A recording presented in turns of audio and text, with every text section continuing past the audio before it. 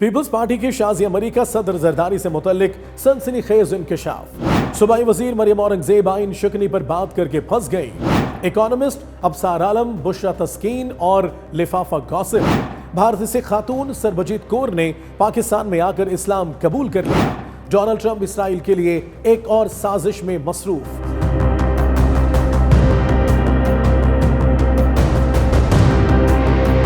Talkies live के daily update में मैं हूं आपका होस्ट हैदर अली। बढ़ते हैं तफसीलात की जानिब, लेकिन इससे पहले हमें लाइक, फॉलो और सब्सक्राइब कीजिए और बेल आइकन को दबाना मत भूलें ताकि टॉकीज लाइव पर हमारी मुलाकातें यूं ही चलती रहें। पीपल्स पार्टी के शाजिया मरी ने एक इंतहाई सनसनीखेज इंकशाफ किया है। आसिफ जरदारी पाकिस्तान पीपल्स पार्टी के शरीक चेयरमैन नहीं हैं और वो सदारती मुद्दत पूरी होने के बाद सियासत में आएंगे तो कोई इस्तिस्ना नहीं रहेगा। पाकिस्तान पीपल्स पार्टी पार्लियामेंटेरियन के सदर हैं। लाइक आई सेड को-चेयरमैन नहीं है ना, मैंने आपको कहा कि 3 पीस के वो को-चेयरमैन नहीं है। अगर सदर साहब पॉलिटिकल एक्टिविटीज करना चाहेंगे अपनी इस टर्म के बाद, तो फिर वो इम्यूनिटी, जैसे मैंने आपसे पहले भी कहा कि इम्यूनिटी उनके पास नहीं होगी। शाजिया मरी साहिबा, ये घबराहट क्यों?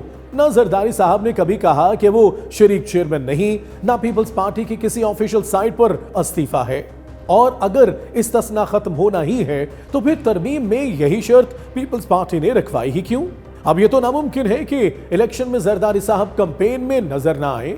लिहाजा प्लीज इतनी घबराहट न दिखाएं। जो किया है मान ले, बात खत्म। और अगर बात खत्म करने से भी नहीं खत्म होती तो यार जिंदा सोहबत बाकी। मतलब जो कमी बेशी तत्ता खाने के चक्कर में रह गई है वो 28वीं, 29वीं, 30वीं तरमीम में पूरी कर लीजिएगा। इकोनॉमिस्ट की स्टोरी जैसे ही आई, हमारे अबसार आलम साहब ने फौरन गॉसिप के लिए मैदान सजा लिया और इसके लिए उन्होंने अपने प्रोग्राम में बुशरा तस्कीन साहिबा को बुलाया। और अगर आपने वो प्रोग्राम देखा हो तो भाई साहब, अबसार आलम तो ऐसे मुस्कुरा रहे थे जैसे आज ही उनको सहाफती हुस्न कारकर्दगी का कोई मेडल मिला हो। मुस्कुराहटें, खुशियां और बड़े ही मजे ले लेकर सवालात और बुशरा तस्कीन के जवाब। एक लिफाफा क्लिप आप भी चखिए। जो ये इल्ज़ाम लगा रहे हैं वो फिर आके प्रूफ करें। बैरिस्टर गौहर ने कहा है कि हम अदालत जाने का हक रखते हैं, तो वो अगर वो हक रखते हैं तो जो बैरिस्टर गौहर या उनके लोग हमारे बारे में कह रहे हैं कि जी हमने लिफाफा लिया है या हमें किसी ने इसको हमें टास्क किया है, तो फिर हम भी अदालत जाने का हक। बुशरा तस्कीन साहिबा, जाने दीजिए, हमारे पास अपने लिफाफे इतने बड़े बड़े हैं, हमने वो कभी नहीं खोले।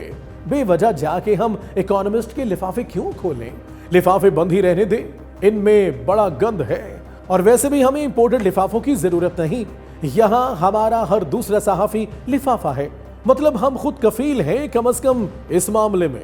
तो आप अदालत जाएंगे या आप चाहती हैं कि बैरिस्टर गौहर अदालत जाएं? उन्होंने जो दावा किया हैं कि वो जाएं। आप चाहती हैं वो जाएं कि बैरिस्टर गौहर जाएं? जी जाएं जरूर। इस स्टोरी के खिलाफ अदालत, जिस मर्जी अदालत में है इसको डिफेंड करें। बुशरा तस्कीन जी, असल स्टोरी सबूत के साथ रखी जाती है, एविडेंस रख के बात की जाती है।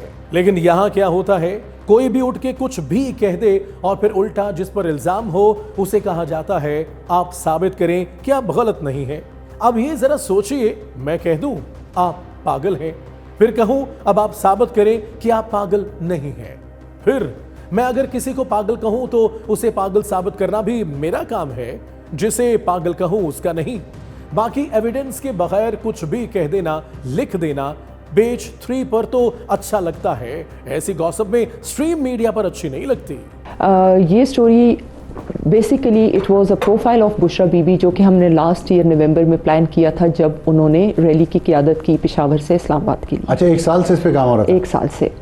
अच्छा, उस वक़्त हम ये हमारे माइंड में था कि Bushra Bibi might be a new emerging leader for the PTI itself. अच्छा, साल से काम कर रहे होते तो सबूत के साथ स्टोरी छापते, हमें यूं कच्ची पक्की टेबल टाइप स्टोरी पढ़ने को ना मिलती। पंजाब की सीनियर वजीर मरियम औरंगजेब ने कहा कि पार्लियामेंट के फैसलों को न मानना आइन शिकनी है। मरियम औरंगजेब साहिबा, गुजारिश है पार्लियामेंट के फैसलों को न मानना आइन शिकनी नहीं बल्कि सियासत होती है, वरना आपके मुताबिक हर ऑपोजिशन आइन शिकन हो जाए, क्योंकि ऑपोजिशन का काम ही मुखालिफत है। आइन शिकनी अदलिया के फैसलों को न मानना होती है। याद दहानी के लिए, माजी में मुस्लिम लीग नून ने कई बार ऐसी आइन शिकनी की है, आइन तोड़ा है। नवाज शरीफ के दौर में 28 नवंबर 1997 को सुप्रीम कोर्ट पर हमला हुआ था। अदालत नवाज शरीफ के खिलाफ कोई मुकदमा सुन रही थी। कारकुनों ने एहतजाज किया और इमारत को नुकसान पहुंचाया। ये आइन शिकनी थी। आगे सुने, सुप्रीम कोर्ट ने मखसूस नशिस्तों पर जुलाई 2024 में जो फैसला दिया वो भी आपने नहीं माना। शहबाज शरीफ की जजेस के साथ ऑडियो लीक्स भी सामने आई जिनमें अदलिया को मुतासर करने की कोशिश की गई। वही मशहूर जस्टिस कुयूम केस। अगर आइन की पासदारी होती तो इंतखाबी ट्रिब्यूनल्स 90 दिन में फैसला कर चुके होते, लेकिन इसमें आपकी पार्टी की कलई खुलती थी। इसलिए आपने पूरे आइन के जस्टिस सिस्टम का दिया पांचा करके ट्रिब्यूनल्स को बिल्कुल इंपोर्टेंट करके बिठा दिया। आपको आइन की फिक्र होती तो 26वीं 27वीं तरमीम भी चोर दरवाजे से न लाई जाती, बल्कि 18वीं तरमीम की तरह खुली बहस और लाइव कवरेज के बाद आती। पता है ना 27वीं के बारे शहरी रहमान ने सेनेट में क्या कहा है? कहती हैं जिस मुसव्वदे पर दस्तखत लिए गए वो और था और जिसे मंजूर किया गया वो कुछ और है। वो तो राना तनवीर ने उन्हें धमकी देकर चुप कराया कि अब बोली तो मैं आप लोगों की डिमांड्स पब्लिक कर दूंगा। मरियम औरंगजेब साहिबा, क्या आप इस पार्लियामेंट को आइन की मुहाफिज समझती हैं? माजरत के साथ पार्लियामेंट की एक एक अदा आइन शिकनों वाली है। बाबा गुरु नानक के जन्मदिन की तकरीबात में शरीक भारतीय सिख खातून सरबजीत कौर 4 नवंबर को पाकिस्तान आई। 13 नवंबर को वापस जाना था मगर अचानक लापता हो गईं। एजेंसियां मुतहर्रिक हुई, तलाश शुरू हुई। फिर सरबजीत कौर सामने आकर बताती हैं कि उन्होंने 5 नवंबर को शेखुपुरा के रिहायशी नासिर हुसैन से 10,000 रुपए मेहर के एवज निकाह करके इस्लाम कबूल कर लिया है और अपना नाम नूर रख लिया है। नूर सिटीजनशिप एक्ट 1951 के सेक्शन 10 के तहत पाकिस्तान में रह भी सकती हैं, स्पाउस वीजा भी ले सकती हैं और 2 साल बाद पाकिस्तानी शहरियत के लिए अप्लाई भी कर सकती हैं। सरबजीत कौर ने खुद कहा कि वो पाकिस्तान में ही रहना चाहती हैं, इस्लाम कबूल किया है और निकाह भी कर लिया है। ये मामला मजहबी आज़ादी का है, इंसानी आज़ादी का है, लेकिन भारत ने हमेशा की तरह इसे सियासी ड्रामे में बदलने की कोशिश की। हम उम्मीद करते हैं भारत इस ड्रामे को तवालत देने की हर मुमकिन कोशिश करेगा। इतना तवील कि शायद मोदी जी भी बीच में कूद पड़े। अमेरिकी सदर डोनाल्ड ट्रंप ने कहा कि उम्मीद है सऊदी अरब जल्द इब्राहिमी मुआहदे में शामिल हो जाएगा।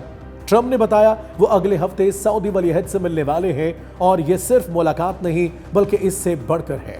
I hope that Saudi Arabia will be going into the Abraham Accords fairly shortly.